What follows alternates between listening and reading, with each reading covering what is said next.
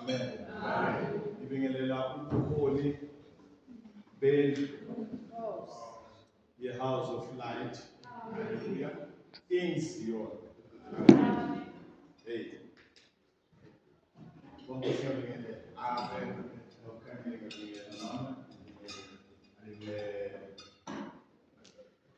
Siswami. Amen.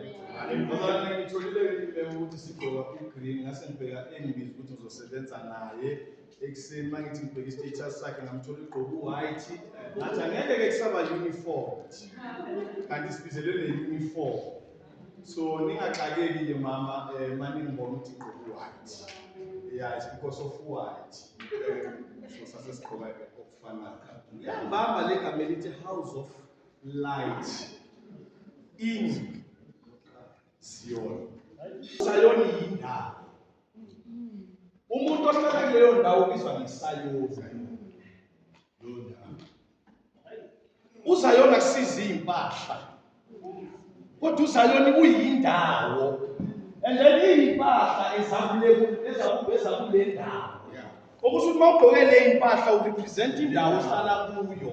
And awukwazi ukurepresent indawo ohlala kuyo uwenza izinto eziphambene neconstitution yale ndawo ohlala kuyo. Uzoboshwa. Ngokomlando ke bazalwane vela zange igama maliqala likaZayoni lathi Zion Church. Kodwa lithe what in Zion.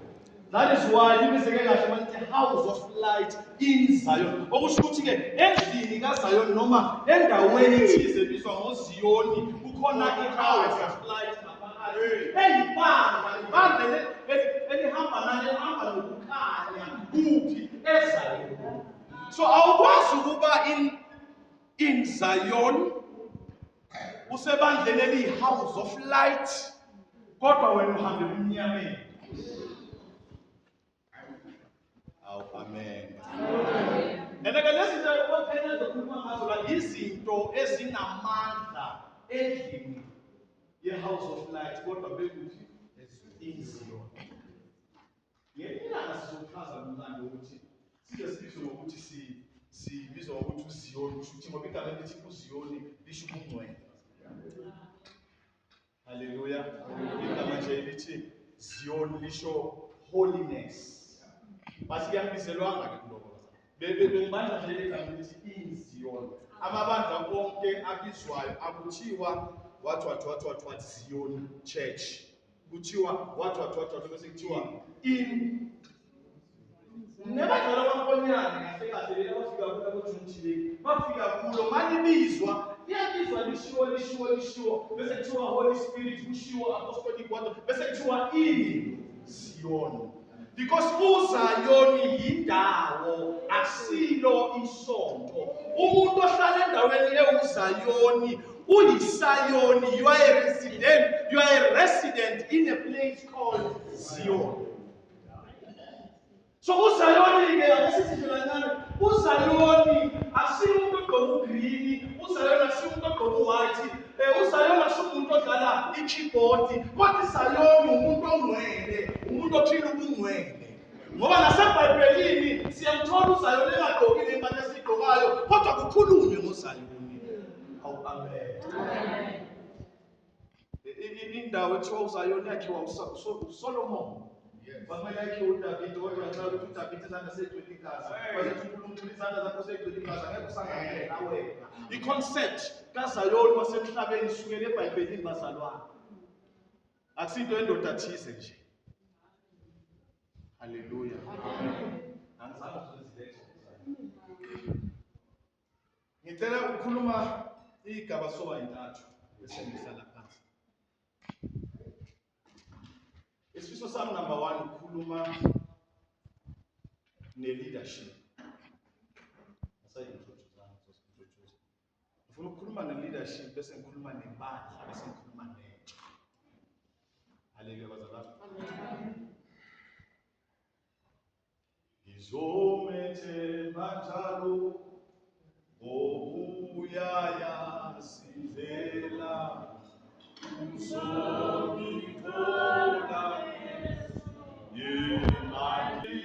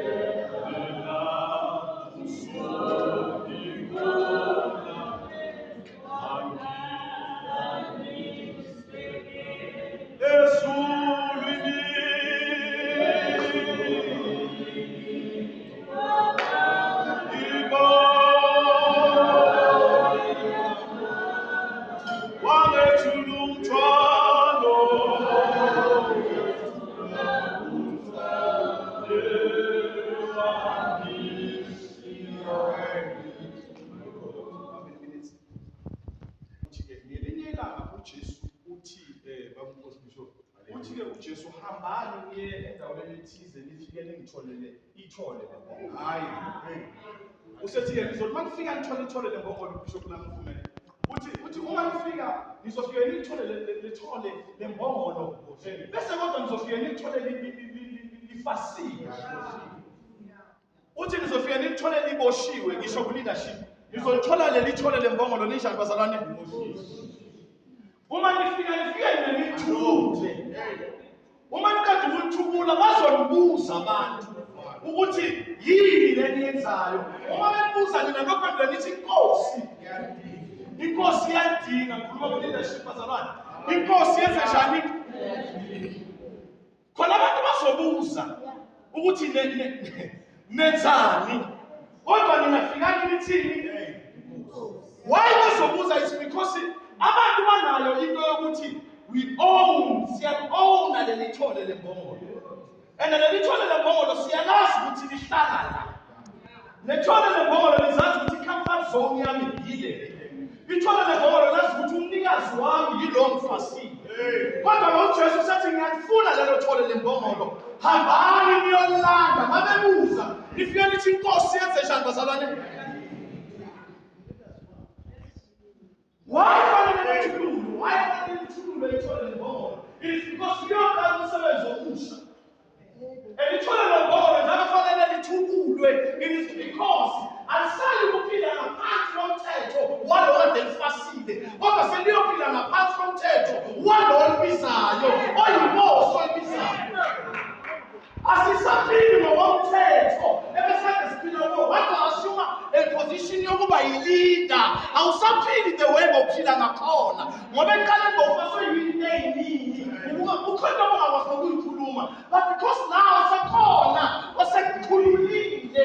Usukhululile abazali okukhululile. Usurepresenta okukhululile. Awusekho ku-comfort zone yakho.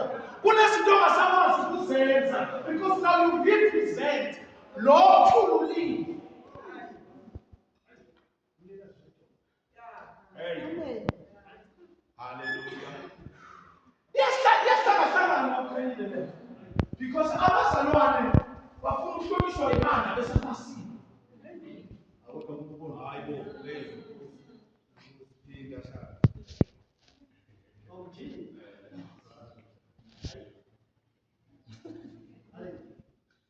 Abazalwane basefasini kodwa bafuna ukuthi bakhulume izinto ezosiza abantu. Kodwa bona bengekufika. Abantu baboshelwe embusweni omnyama bazalwane. Kodwa bafuna ukukhuluma indaba zokukhanya, abantu bebona ukukhanya. Uyikhuluma kanjani indaba zokukhanya ungekho inziyoni? Kufanele ube inziyoni bese ukhuluma indaba zasezayoni, iku-house of light. Awukwazi ukuba ku-house of darkness, inziyoni. Awukwazi usayona kahlangani ne-darkness. Asuquba umbuso. So kufanele sikhulume ubusweni obumnyama bese singene ebusweni obukhanya, sikhulume into zokukhanya bese sithi ngelaboshwa. Anginezono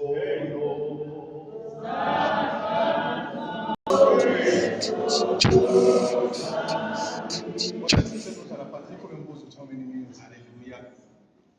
Usumile nje. Okay. Hallelujah. Ngicela ukuye ebandleni ke bazalwane. Amen. Hayi bese sizokhuluma kubaholi. Abathubulweni baholi. Hayi. Asithubulweni baholi. Mhlawumbe izozwakala kahle manje ngisho ngaleyo ndlela le. Asithubulweni. Kahlala umhlangano ngomholi. Kuhlala umhlangano nomholi bangentombi nomntwana esonto. Unekanzi ngalo mholi akaboniseki kuzo zonke lezi zinto lezo. Kunokuthi abona iphutha lakho safuna ukuthi asihlale nemhlangano zami ngibili. Bengisho nje. Hallelujah. Bengisho nje. Amen. Ebandleni bazalwane. Yona ke le mbongolo. Ake ngiqhubeke. Le mbongolo. Uma iyongena. Ake ngiwenze lo msekelo. Mfana wami. Boy, lethe lesasikhwama lesesinyama lesi. Ayi, ugibelele kule carpet ebovu. Sengikhuluma nebandla. Ngiletheleke leso sikhwama. Mana ke mfana. Mana. Ngicela lento engizoyikhuluma bazalwane nikhumbule lento engimesena la mfana. Umfana uza kimi ulethe ini? Uhamba phezu kwani? Uhamba phezu kwekhapethi. Uletheni umfana? Isikhona. Hamba uhlala phansi. uJesu sekayongena eJerusalema. Manje ayongena eJerusalema uJesu. eJerusalema uJesu uthe thukulani imbongolo. Uma ezongena eJerusalema, abaseJerusalema they get excited. Bandlala phansi red carpet. Benza zonke izinto la phansi. Imbongolo iyenyathela i-red carpet. Asi uJesu onyathela i-red carpet. Kodwa imbongolo ithukuliwe. Isihanjiswa phezu kwe-red carpet. Iyaphimbelela. Imbongolo ithi eBhayibheli kwahlatshelelwa uHosana ngaleso sikhathi. Kodwa imbongolo ibona ngazathi ihlatshelelelwa yona. Kanti akuhlatshelelelwa imbongolo. Kuhlatshelelelwa ngaphezu kwembongolo.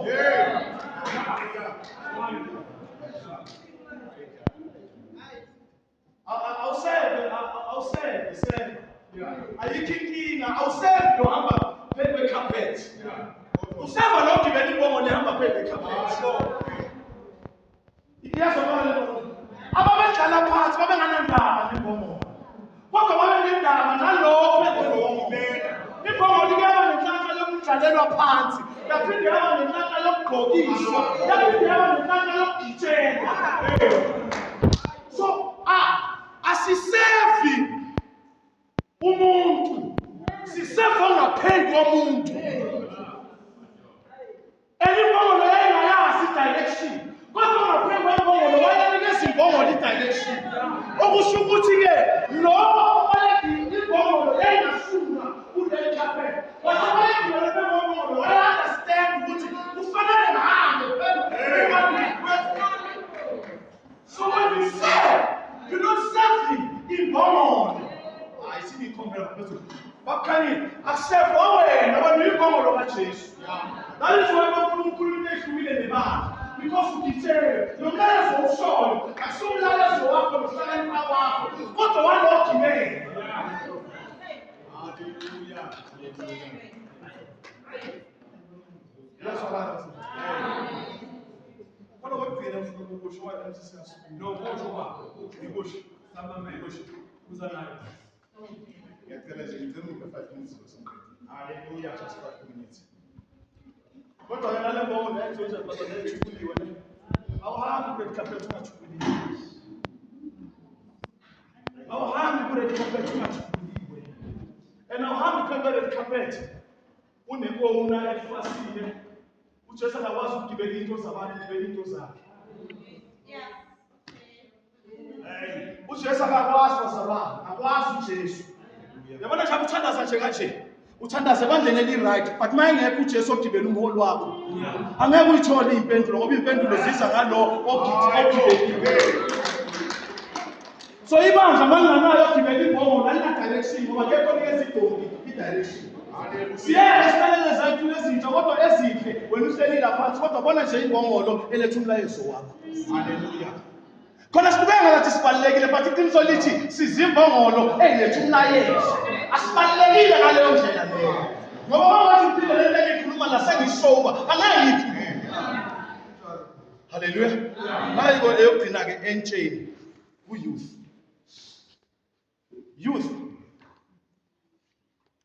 U-Adam bengibe ngifunda lapha no-mistress my-5 mangizokhuluma ngitshela ukuthi uzokhuluma zona la. Sibhizi siyacheka la. Siyathola ukuthi u-Eva wafa kodwa kazange ayibone uNkulunkulu. Kwasekuthi u-Adam kwasekubonakala uNkulunkulu. U-Eva wafa kodwa kazange kuvuleke amehlo ukubonakala uNkulunkulu. Kodwa mase kudla u-Adam kwasekuvuleka amehlo. Kukhona abantu abazenzayo izinto ezingasizo. Kukhona abantu abazenzayo izinto ezingamanyama. Kukhona abantu abazenzayo izinto ezingabukeki. Kungenzeki lutho. Kodwa kukhona laba abahlobo likaNkulunkulu. Abantu babeqala benza izinto ngenxa yokuthi kukhulunyiwe kubo bese bakhona izinto ezenzakala. Youth ngifuna ukutshela ukuthi asabelwanga okufanayo. We are not designed ngendlela efanayo. Ngibhala incwadi ne It doesn't mean ukuthi mangibhale incwadi nawe ungahalela nje ukuthi ubhale incwadi uyibhale text the way it's because I'm not designed the way you are. Even the English that I speak, you design for lolo hlobo lwesilungu engisikhulumayo. Now I'm designing for something else. Funa kuwe ngaphakathi ukuthi yini lo nikwe yona. Udesignwe kanjani wena?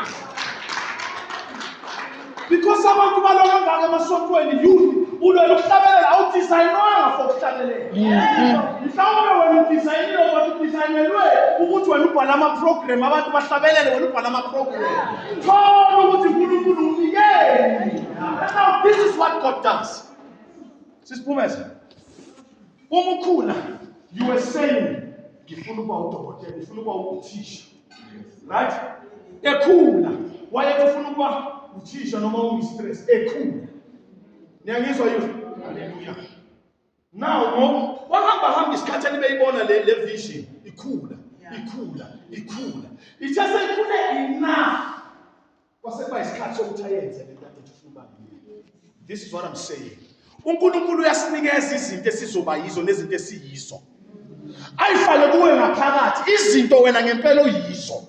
Ayifake kuwe ngaphakathi, ayigcine kuwe ngaphakathi. Uyibone ukuthi I'm the next president. Uyibone kungakafiki isikhathi sokuthi ube president. Umnikile uNkulunkulu lezinto wayifaka kuwe. Ikhona into ayigcine kuye, isikhathi. Uyilo lento. Kodwa ngesikhathi sikaNkulunkulu. Ungahamba uyikhulume mina ngithi uJosepha bazalwane uJosepha akatshelwa ngasiphi isikhathi ngayiphi location kodwa watshelwa ukuthi bazokhothamela. Wayidini uJosepha lento ukuthi mina ngizokhothamela kodwa isikhathi engasazi sithe sifika isikhathi sifika uJosepha semnyameni etilongweni. Hayibo wafika isikhathi ukuthi phuma wathi uthi ahambe ubhekana nenkosi kwathiwa prime minister. Isikhathi sikaNkulunkulu ungakhathali. You are not designed for into esheshayo. You are designed for izinto ezizothatha isikhathi. Ungasheshi ukukhathala. You are not designed ngaleyo ndlela. Idolce eligabana. Ungayenzi idolce eligabana. Ayithingethe mhlawumbe labo khokho bazongunderstand. iNike umi designer uthatha isikhathi eside sokuthi bakhiphe iNike because fanele kuphume equality eNike. Right bazalwane? Now uma fanele kuphume equality yabo Nike. Omunye wenza iphone call ye-Nike akaspend isikhathi the way laba be-Nike be-original Nike bespend isikhathi ngakhona. Right bazalwane? Kodwa manje iphuma lezinto umbheka ubona ugqoka iNike enhle nalo ugqoka iNike enhle. But let me tell you something. Mangathiwa hambani niyoyineka le ikipa nileke lapha elangeni bese kuthiwa sihlale for 2 days ishiswe ilanga. Sizobuya sekukhona umehluko omkhulu. Because it design sayayiveza ukuthi nina wathatha isikhathi lo azange thatha isikhathi. So you are designed differently.